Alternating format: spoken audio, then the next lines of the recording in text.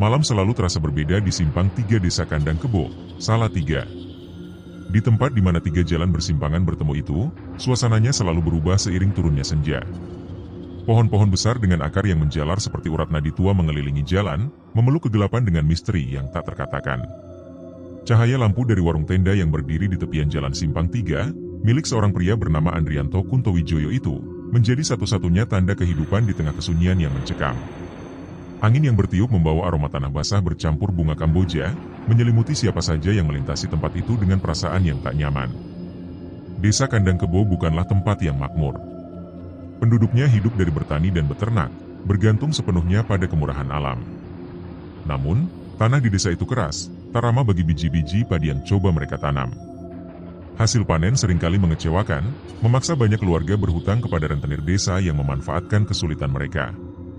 Rumah-rumah penduduk, berdinding kayu dan beratap genting tua, tampak memudar, seakan ikut lelah bersama penghuninya.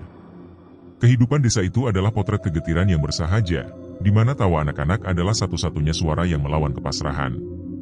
Meski sederhana, kehidupan di desa ini syarat dengan kepercayaan terhadap dunia yang tak kasat mata. Para sesepuh desa sering berkumpul di balai, menceritakan kisah tentang makhluk gaib penghuni hutan dan sungai.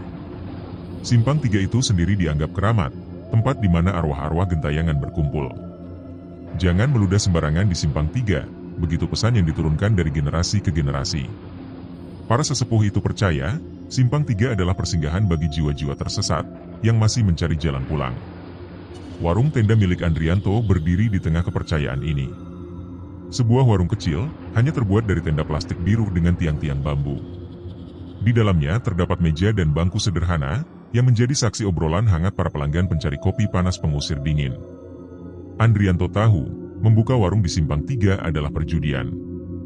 Namun, bagi seorang pria yang telah kehilangan segalanya, pilihan ini adalah satu-satunya jalan keluar dari kemiskinan yang terus membayangi hidupnya.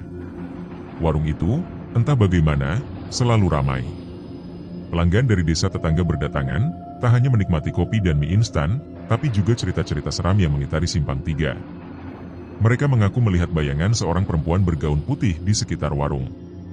Ada pula yang mendengar suara tawa samar saat malam semakin larut. Beberapa di antaranya bahkan merasa leher mereka disentuh tangan dingin yang tak terlihat.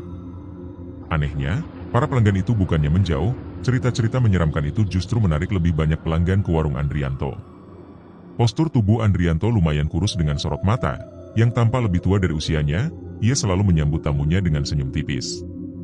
Ia tak pernah membahas rumor yang beredar tentang warungnya, seolah cerita-cerita itu tak pernah sampai ke telinganya. Di balik wajah tenangnya, ia menyembunyikan sebuah rahasia besar, rahasia tentang perjanjian yang mengikat dirinya dengan penghuni gaib simpang 3, seorang kuntilanak bernama Anissa Sukmoroso. Anissa adalah penghuni lama simpang 3 itu, arwah penuh dendam yang menghantui siapa saja yang berani melanggar aturan di tempat tersebut. Namun, bagi Andrianto, Anissa bukan hanya sekadar makhluk gaib. Ia adalah penyelamat, pasangan yang melengkapi kehampaan hidupnya.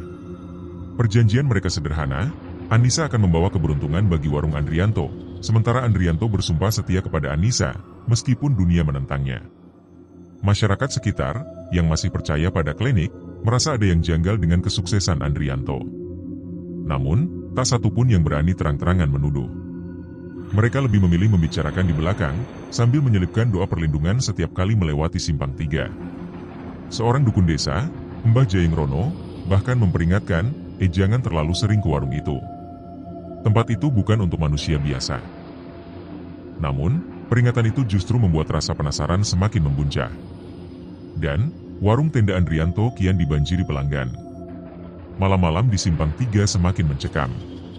Suara-suara aneh, penampakan bayangan di antara pohon, dan hawa dingin yang menusuk tulang adalah tanda-tanda tempat itu lebih dari sekadar persimpangan jalan biasa.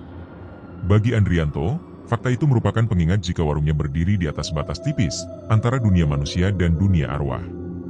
Dan setiap malam, ia bertanya-tanya, sampai kapan ia bisa menjaga keseimbangan itu? Di balik tenda plastik biru itu, kisah cinta, dendam, dan misteri mulai terjalin. Simpang 3 di Desa Kandang Kebo menyimpan cerita yang lebih gelap dari yang bisa dibayangkan siapapun, cerita yang akan mengungkap siapa Andrianto sebenarnya, apa yang terjadi pada Anissa Sukmoroso, dan bagaimana setiap perjanjian, sebesar apapun manfaatnya, selalu memiliki harga yang harus dibayar.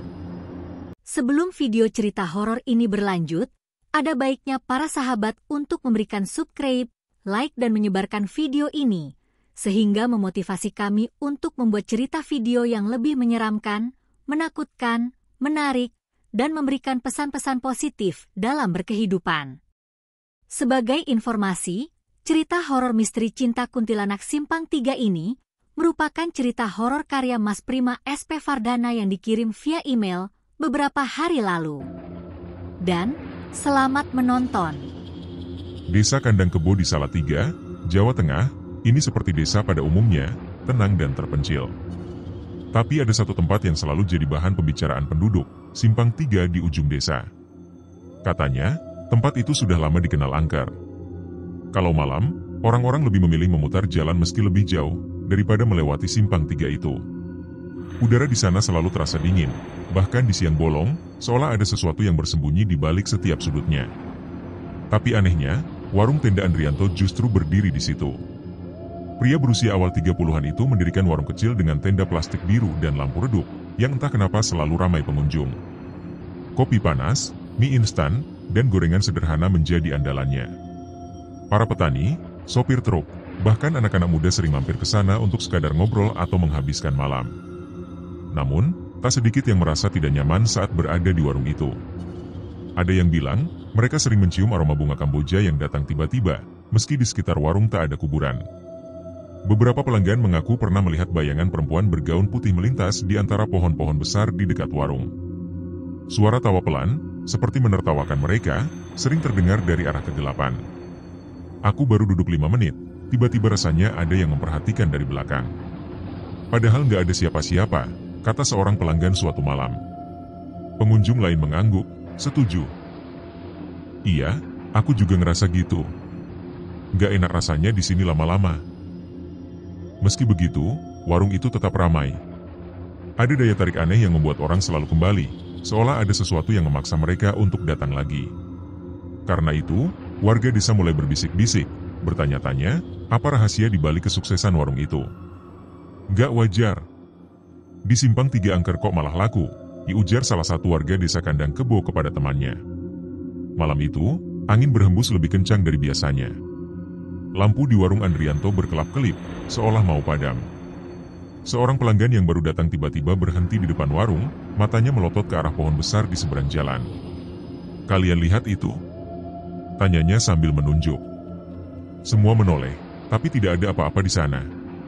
Pelanggan itu langsung pucat dan berbalik pergi tanpa sepatah kata. Suasana di warung jadi tegang. Para pelanggan saling pandang, tapi tak ada yang berani bertanya lebih jauh. Hanya Andrianto yang tetap tenang, melanjutkan pekerjaannya menyeduh kopi tanpa sedikit pun terganggu. Tatapan matanya tajam, seperti menyembunyikan sesuatu yang hanya dia yang tahu. Sekitar tengah malam, seorang sopir truk bernama Sukardi yang biasa mampir ke warung tenda, mengeluh tentang pengalamannya. Semalam waktu balik dari sini, aku lihat perempuan di pinggir jalan. Dia melambai, tapi waktu aku berhenti, dia hilang begitu saja. Bulu kuduku langsung berdiri, katanya sambil bergidik. Pelanggan lain ikut menimpali. Aku juga pernah ngalamin. Pas jalan pulang, kaca spion motorku tiba-tiba buram. Pas aku lihat lagi, ada bayangan di belakangku, padahal aku sendirian.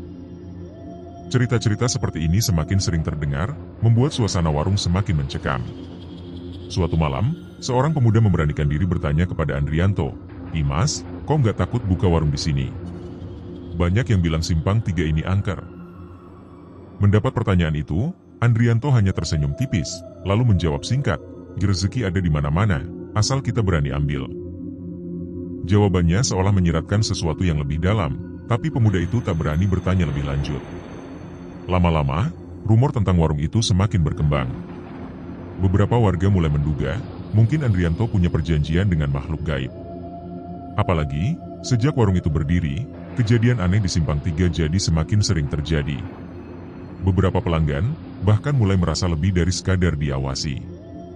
"Aku ngerasa ada yang ngikutin sampai rumah," ya ujar seorang ibu parubaya dengan wajah cemas. "Waktu aku lihat ke belakang, gak ada siapa-siapa, tapi langkah kaki itu terus terdengar." Suatu malam, seorang pelanggan mendengar suara tangis pelan dari arah belakang warung. Ia mencoba mengabaikannya, Tapi suara itu semakin keras, seperti memohon untuk diperhatikan. Ketika ia memberanikan diri menoleh, tidak ada siapa-siapa. Namun, ia bersumpah, aroma bunga Kamboja yang menusuk hidungnya membuat bulu kuduknya berdiri. Para pelanggan mulai gelisah. Beberapa memilih tidak datang lagi, tapi banyak juga yang tetap datang, entah karena penasaran atau karena tidak punya pilihan lain. Warung Enda Simpang 3 itu menjadi tempat di mana ketakutan dan rasa ingin tahu bercampur jadi satu, menciptakan atmosfer yang sulit dijelaskan. Simpang 3 dengan segala keanehannya, terus menjadi teka-teki yang menunggu untuk dipecahkan. Dan di tengah semua itu, Andrianto tetap berdiri, tenang di balik meja kecilnya, seolah tahu bahwa apapun yang terjadi, Simpang 3 akan selalu menjadi miliknya. Tapi sampai kapan dia mampu menjaga rahasia yang menyelimuti warungnya? Malam di warung Simpang 3 terus bergulir, dengan keheningan yang mencekam. Di balik tenda biru itu, Andrianto duduk sendirian setelah pelanggan terakhir pulang. Tangannya memegang secangkir kopi, matanya menatap nanar ke arah gelap. Tak ada yang tahu, di balik sosok tenangnya, ia menyimpan luka yang tak kunjung sembuh. Andrianto adalah putra tunggal Raden Mas Tumenggung Dewantoko Kuntowijoyo, seorang bangsawan terpandang di Surakarta. Sejak kecil, ia hidup dikelilingi kemewahan, tapi semua berubah ketika ibunya meninggal dunia. Kehadiran Rosa Lesmana, ibu tirinya, menjadi awal dari penderitaannya yang panjang. Rosa adalah perempuan cantik, tapi hatinya penuh tipu daya. Ia memanfaatkan kelemahan Raden Mas Dewantoko yang sedang berduka, untuk meraih kekuasaan. Awalnya, Rosa tampak seperti ibu yang baik bagi Andrianto, tapi itu hanya topeng. Saat Raden Mas mulai mempercayai dia sepenuhnya, Rosa mulai menunjukkan niat dan sifat aslinya. Rosa ingin menguasai seluruh kekayaan keluarga Kuntowijoyo. Ia perlahan menyingkirkan orang-orang kepercayaan keluarga, menggantinya dengan kaki tangannya. Andrianto yang saat itu masih remaja, mulai melihat kejanggalan ini. Tapi siapa yang mau percaya pada seorang anak remaja? Ketegangan antara Andrianto dan Rosa semakin memuncak ketika menemukan bukti bahwa Rosa menyembunyikan surat wasiat mendiang ibunya. Surat itu berisi pembagian harta warisan yang seharusnya menjadi hak Andrianto. Ketika ia mencoba mengungkap kebenaran, Rosa dengan liciknya memutarbalikkan fakta. Kamu itu anak tidak tahu diri. Kalau bukan karena aku, ayahmu sudah hancur sejak dulu, bentar Rosa suatu malam, ketika Andrianto mencoba mengkonfrontasinya. Raden Mas yang mendengar pertengkaran itu, justru membela Rosa, karena hatinya telah dibutakan kasih sayang palsu. Merasa tak ada lagi tempat di rumahnya sendiri, Andrianto memutuskan pergi. Ia meninggalkan kemewahan yang pernah menjadi dunianya, dan memulai perjalanan penuh kegetiran. Selama bertahun-tahun, ia hidup terlunta-lunta, bekerja serabutan untuk sekadar dapat makan sehari-hari. Hingga akhirnya, langkah kakinya membawanya ke desa Kandang Kebo. Desa itu bukan tempat yang ramah, tapi Andrianto merasa ada sesuatu yang memanggilnya ke sana. Ia memilih Simpang 3 yang dianggap angker untuk membuka warung, tempat yang dianggap orang lain sebagai kutukan justru menjadi pelarian terakhirnya. Tapi keputusan itu bukan tanpa konsekuensi. Sejak malam pertama mendirikan warung tenda, Andrianto sudah merasa ada yang mengawasinya. Kadang, ia mendengar suara langkah kaki di belakangnya, tapi ketika menoleh, tak ada siapapun. Suatu malam, ia melihat bayangan melintas di pohon besar di dekat warungnya. Meski ketakutan, Andrianto tidak punya pilihan. Warung itu adalah satu-satunya cara agar ia dapat bertahan hidup. Tapi semakin lama, ia menyadari keberadaannya di Simpang 3 itu bukanlah kebetulan. Ada sesuatu yang lebih besar, sesuatu yang mengundang dan mengikatnya dengan tempat itu. Suatu malam, saat membereskan warung, tiba-tiba angin kencang bertiup.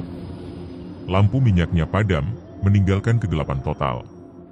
Di tengah kegelapan, ia mendengar suara seorang perempuan. "Kenapa kamu di sini?" Suara itu bertanya dengan nada dingin. Jantung Andrianto berdetak kencang.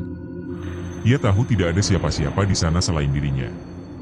Aku cuma mau hidup," jawabnya dengan suara bergetar.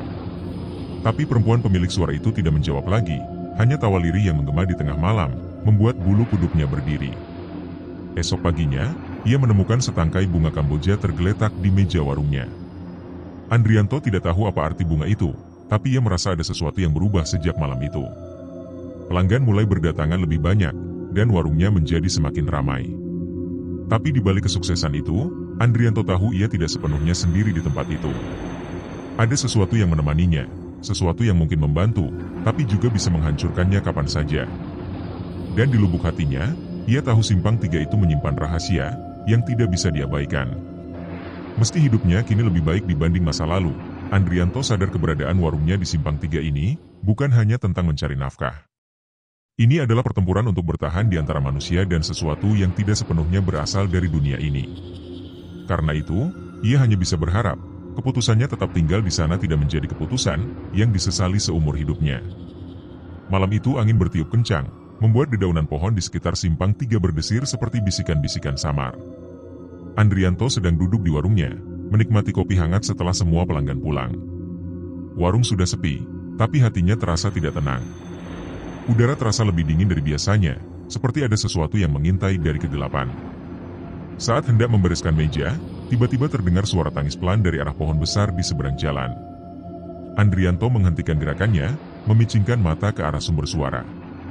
Suara tangisan itu terdengar memilukan, seperti seseorang yang tengah dirundung kesedihan mendalam. Dengan rasa penasaran bercampur takut, Andrianto berjalan perlahan, menyeberang jalan dan mendekati pohon besar itu.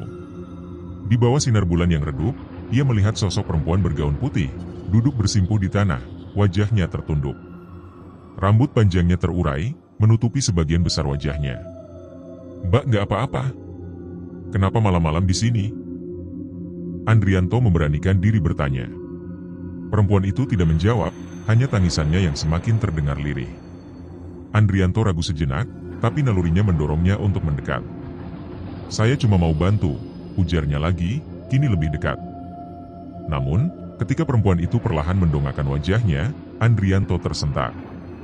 Wajah itu cantik, tapi pucat seperti tak bernyawa. Mata hitamnya memancarkan kesedihan yang dalam, tapi juga menyimpan sesuatu yang menyeramkan. "Kamu nggak takut?" tanya perempuan itu dengan suara dingin. Andrianto menggigil, tapi ia memaksakan diri untuk senyum. "Takut, sih. Tapi lebih takut kalau ninggalin kamu di sini sendirian," jawabnya sambil memaksakan keberanian.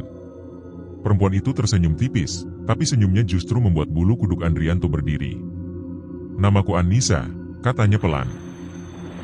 "Aku terjebak di tempat ini. Sudah lama sekali." Andrianto mengernyit. "Terjebak? Maksudnya gimana?" "Aku bukan manusia lagi," jawab Anissa sambil menunduk. "Aku arwah yang terikat di simpang ini. Karena kematian yang tidak adil." Kalimat itu membuat darah Andrianto membeku. Ia ingin lari, tapi ada sesuatu dalam tatapan Anissa yang menahannya di tempat. "Kenapa kamu di sini? Siapa yang bikin kamu begini?" tanya Andrianto, kini lebih penasaran daripada takut. Anissa tidak langsung menjawab. Ia menatap ke arah pohon besar di belakangnya, matanya berkaca-kaca. "Karena dosa orang lain. Aku dihukum di sini," jawabnya lirih. Perlahan, Andrianto mulai merasakan simpati. Meski Anissa bukan manusia lagi, ia bisa merasakan beban berat yang ditanggung arwah itu. "Aku nggak tahu bisa bantu apa. Tapi kalau kamu mau cerita, aku akan dengerin," ujar Andrianto dengan suara lembut. Anissa memandangnya dengan tatapan yang sulit dijelaskan, campuran antara kehangatan dan keputusasaan. "Kamu orang pertama yang mau bicara denganku," katanya pelan. "Biasanya, mereka lari." Andrianto tersenyum kaku. "Jujur, aku juga pengen lari. Tapi entah kenapa, aku ngerasa harus tetap di sini." Malam itu menjadi awal dari hubungan aneh antara Andrianto dan Anissa. Setiap malam, Anissa akan muncul di Simpang 3, duduk di bawah pohon besar sambil bercerita tentang masa lalunya yang tragis. Meski penuh ketakutan, Andrianto merasa ada daya tarik yang membuatnya tidak bisa menjauh. Dari cerita-cerita Anissa, Andrianto mulai memahami jika arwah itu bukan hanya korban, tapi juga saksi dari sesuatu yang lebih gelap. Simpang 3 itu bukan sekadar tempat angker, melainkan persimpangan antara dunia manusia dan dunia lain yang penuh misteri. Meski hubungan mereka semakin dekat, Andrianto sadar jika Anissa bukanlah sosok biasa. Ada malam-malam di mana tatapan Anissa berubah, seperti sedang menyembunyikan sesuatu yang tidak bisa diungkapkan. Sesekali, udara di sekitar mereka mendadak mencekam, seperti ada kekuatan lain yang ikut mengamati. Hubungan mistis itu terus berkembang, menciptakan ikatan aneh yang sulit dijelaskan. Tapi di balik perasaan simpati dan ketertarikan, Andrianto tahu ada rahasia besar yang belum terungkap. Ia hanya bisa bertanya-tanya, sejauh mana hubungan ini akan membawanya, dan apakah ia siap menghadapi apa yang akan datang. Malam itu, Anissa Sukmoroso menceritakan kepada Andrianto kisah hidupnya yang penuh luka. Suaranya lirih, seperti angin yang berhembus di antara dedaunan, tapi setiap kata yang terucap membawa beban kesedihan dan amarah yang tak terhingga. Aku dulunya hanya gadis biasa, Anissa memulai kisahnya, tatapannya kosong menembus kegelapan malam. Anissa adalah anak dari keluarga sederhana di desa Kandang Kebo. Hidupnya sederhana, namun bahagia. Sampai dia bertemu Gesang Pangarep, seorang pemuda tampan dan karismatik dari desa sebelah. Awalnya, cinta mereka terlihat seperti kisah indah. Gesang mendekati Anissa dengan perhatian, yang membuatnya merasa istimewa. Dia janji mau nikahin aku, kata Anissa, suaranya gemetar. Namun, cinta yang dikira tulus itu perlahan berubah menjadi mimpi buruk. Gesang tidak hanya mengikat Anissa dengan kata-kata manis, tetapi juga dengan perbuatan. Hubungan mereka menjadi sangat dekat hingga melampaui batas. Ketika Anissa menyadari dirinya hamil, dunia seakan runtuh. Dengan penuh harap, dia memberanikan diri memberitahu Gesang, berharap lelaki itu memenuhi janjinya untuk menikahinya. Tapi respon Gesang justru menghancurkannya. Aku nggak mau tanggung jawab. Cari sendiri siapa yang mau nikah sama kamu, kata Gesang dengan dingin. Penolakan Gesang membuat Anissa terpuruk.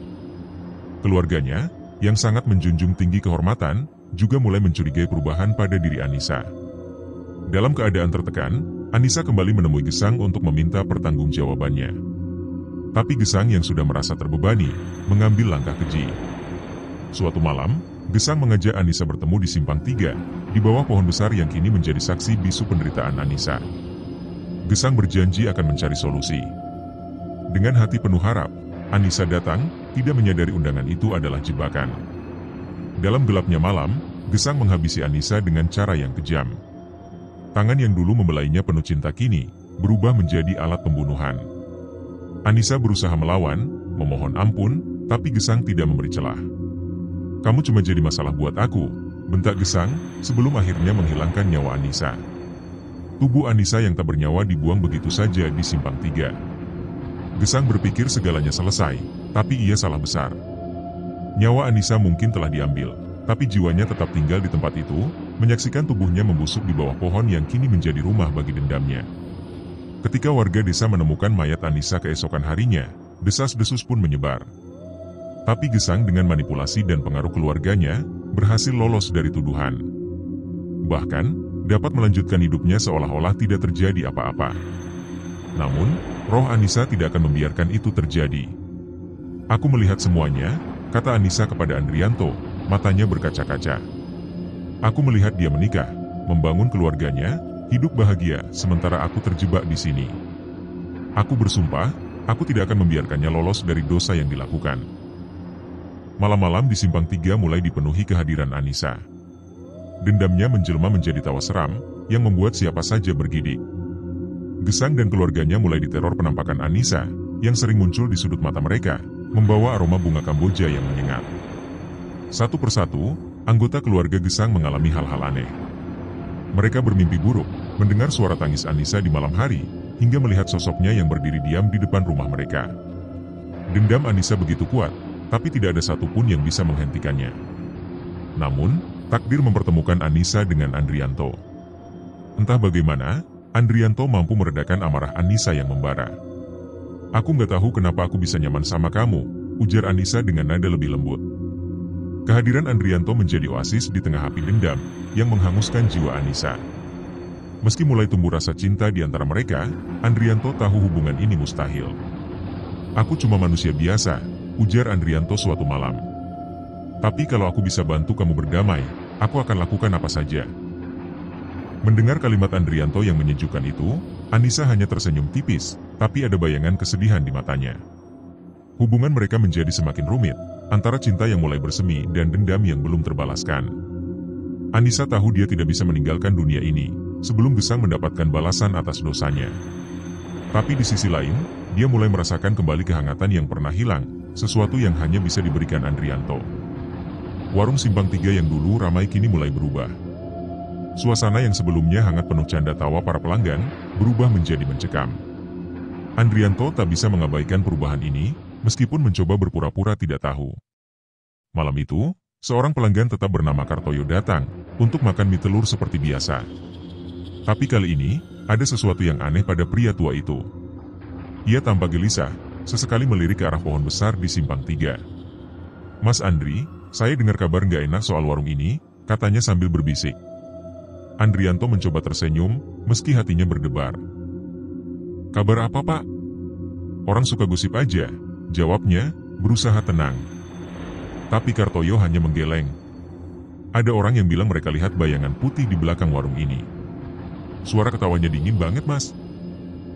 Andrianto hanya terdiam, ingatannya langsung tertuju pada Anissa. Ia tahu, Anissa sering mengawasi warungnya, terutama di malam hari. Tapi ia tak pernah membayangkan, kehadiran Anissa akan membuat pelanggannya ketakutan. Beberapa malam kemudian, kengerian benar-benar menghampiri. Seorang pelanggan baru, pemuda bernama Yanto, tiba-tiba berteriak di tengah makan malamnya. "Ada yang narik kaki saya," teriaknya sambil melompat dari bangkunya.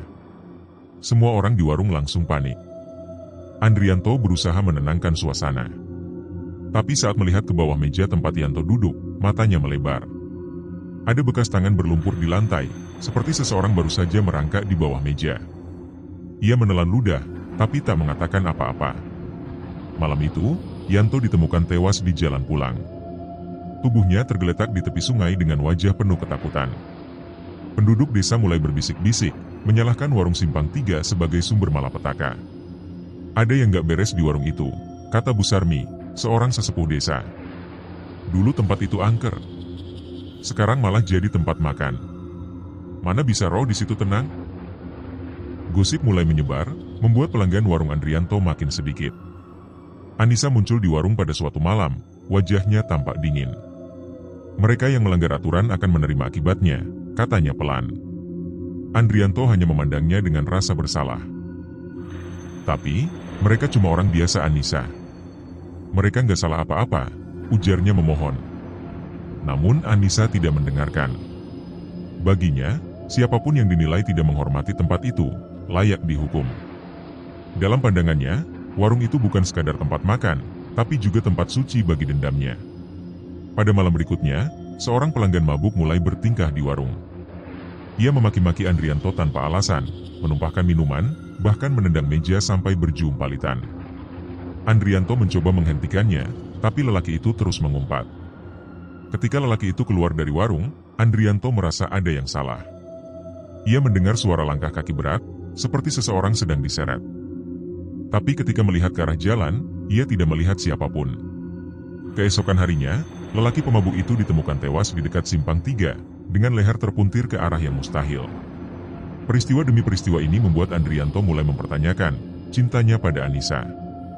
Ia tidak bisa memungkiri bahwa Anissa telah membantunya, tetapi caranya yang kejam membuat hati Andrianto berat.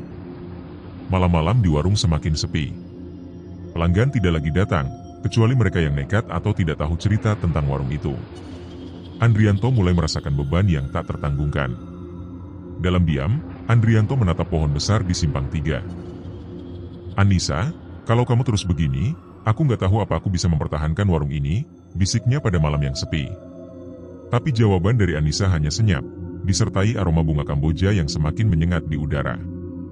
Malam itu, suasana di warung Simpang 3 terasa lebih dingin dari biasanya. Angin yang berhembus membawa aroma bunga Kamboja yang menyengat, membuat beberapa pelanggan bergidik tanpa alasan yang jelas.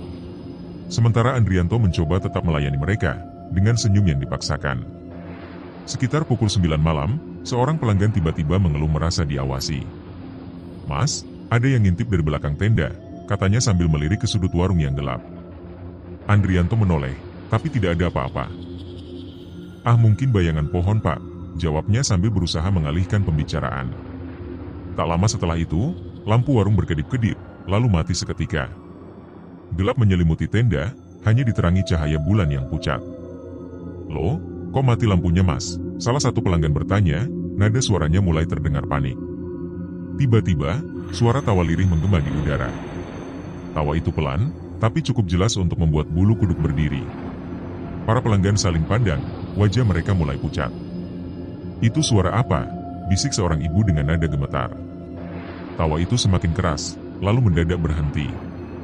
Saat itulah bayangan Anissa muncul di tengah warung. Ia melayang, gaunnya yang putih kini berlumuran darah. Matanya yang kosong memandang setiap orang di sana dengan tatapan dingin. "Kalian semua, pergi dari sini." Suara Anissa menggema seperti datang dari segala arah. Para pelanggan menjerit, beberapa mencoba lari, tetapi kaki mereka terasa lemas seperti dipaku ke tanah. Salah satu pria muda mencoba melawan rasa takutnya. "Ini pasti cuma trik bohongan," teriaknya sambil melempar kursi ke arah bayangan Anissa. Namun, kursi itu berhenti di udara sebelum jatuh ke tanah dengan suara keras.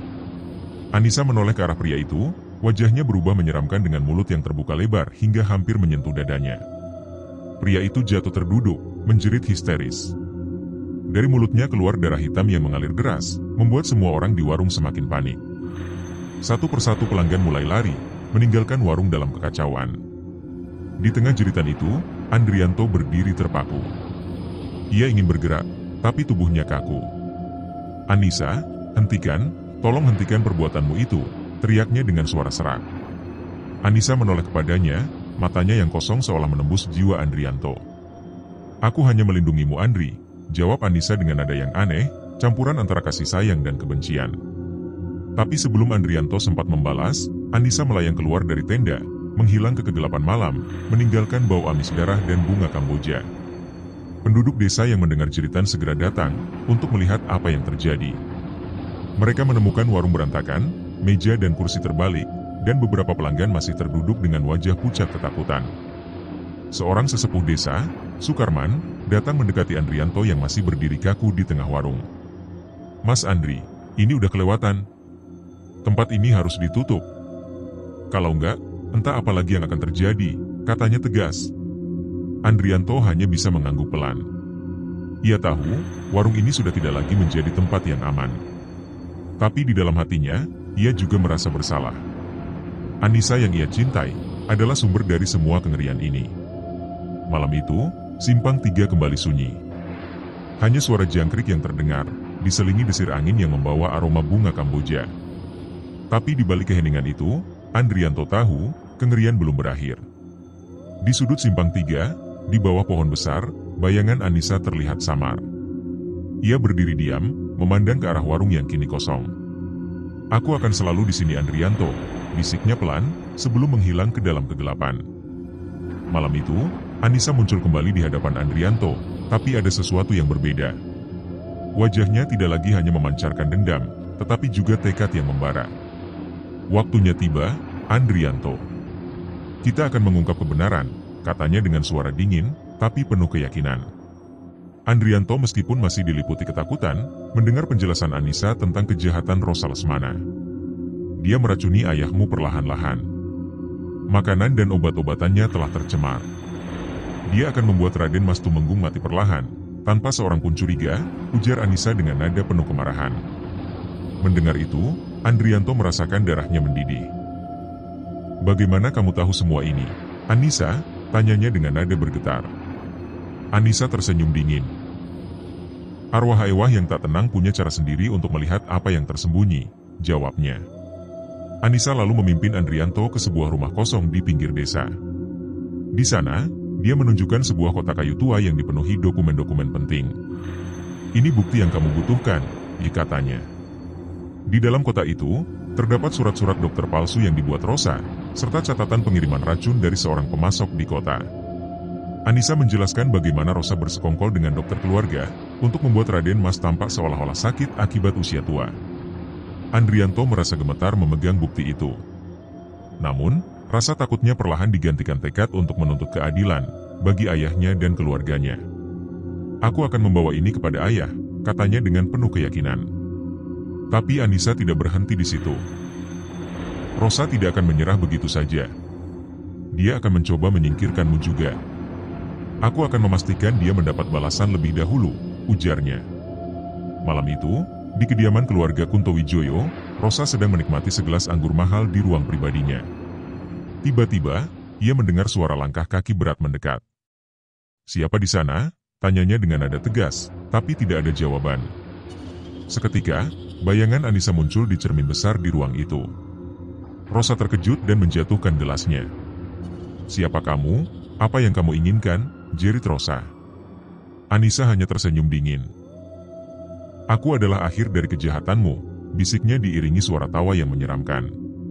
Anissa mulai memperlihatkan bayangan-bayangan mengerikan masa lalu Rosa saat mencampurkan racun ke dalam makanan, memalsukan surat-surat, dan memanipulasi orang-orang di sekitarnya. Rosa berteriak histeris, mencoba melarikan diri, tetapi Anissa terus mengikutinya. Sementara itu, Andrianto tiba di kediaman ayahnya dengan membawa bukti-bukti kejahatan Rosa. Raden Mas yang selama ini percaya pada istri keduanya itu, akhirnya melihat kebenaran. "Maafkan aku Andrianto, aku telah buta selama ini," katanya dengan suara bergetar. Andrianto menyerahkan bukti-bukti tersebut kepada ayahnya. "Ayah harus mengambil tindakan sebelum terlambat. Ibu Tiri tidak hanya mencelakakan keluarga kita, tapi juga mencoreng nama baik Kunto Wijoyo," katanya tegas. Malam itu, Rosa ditemukan terkurung di ruang pribadinya, tak sadarkan diri dengan wajah penuh ketakutan. Anissa telah membuatnya melihat semua dosa-dosanya. "Dia tak akan pernah sama lagi," ujar Anissa kepada Andrianto sebelum menghilang dalam bayangan. Keesokan harinya, Raden Mas mengadakan pertemuan keluarga besar. Di depan semua orang, ia membacakan bukti-bukti yang mengungkap kejahatan Rosa. Kesepakatan keluarga memutuskan Rosa diusir dari keluarga Kunto Wijoyo, segala hak serta hartanya dilucuti.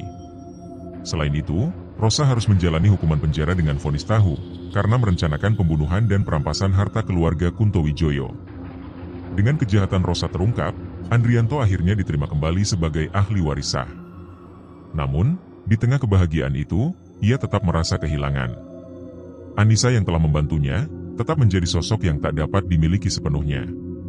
"Terima kasih, Anissa," bisiknya pada malam yang sunyi, berharap kekasih hatinya itu mendengar, dimanapun berada. Setelah malam yang penuh dengan kegembiraan atas kemenangan keluarga Kunto Wijoyo, Andrianto merasa ada sesuatu yang aneh di hatinya. Semua masalah tampak selesai, ayahnya telah memaafkan dan menerima dirinya kembali sebagai ahli waris sah, dan Rosa, ibu tiri yang jahat, telah diusir dan dipenjara. Namun, satu hal yang tetap menghantuinya, Anissa. Dalam beberapa hari terakhir, Anissa terlihat semakin lemah. Gaunnya yang berlumuran darah tak lagi berkilau seperti dulu, wajahnya yang cantik perlahan mulai pudar, dan mata itu, mata yang penuh dengan kebencian dan cinta, kini semakin redup. Andrianto merasakannya. Sesuatu yang buruk akan terjadi. Pada suatu malam, saat Andrianto sedang berdiri sendirian di bekas warung tendanya, Anissa tiba-tiba muncul. Ia tampak semakin pudar, tubuhnya hampir transparan. "Andrianto," katanya dengan suara pelan, hampir tak terdengar. "Aku sudah selesai." Andrianto berdiri, matanya terbeliak. "Anissa, apa yang kamu maksud? Kamu tidak boleh pergi. Kita baru saja mulai." Ia berjalan cepat mendekati, ingin meraih tangan Anissa, tetapi tubuhnya melewati jari-jarinya seperti angin. Anissa tersenyum lemah. "Aku sudah menuntaskan semua yang perlu aku lakukan. Dendamku sudah terbalaskan, dan ayahmu dia sekarang bebas. Aku bisa pergi dengan tenang." Andrianto merasa hatinya dihantam rindu, dan kesedihan yang mendalam. "Tapi aku tak bisa hidup tanpamu Anissa. Aku mencintaimu, lebih dari apapun."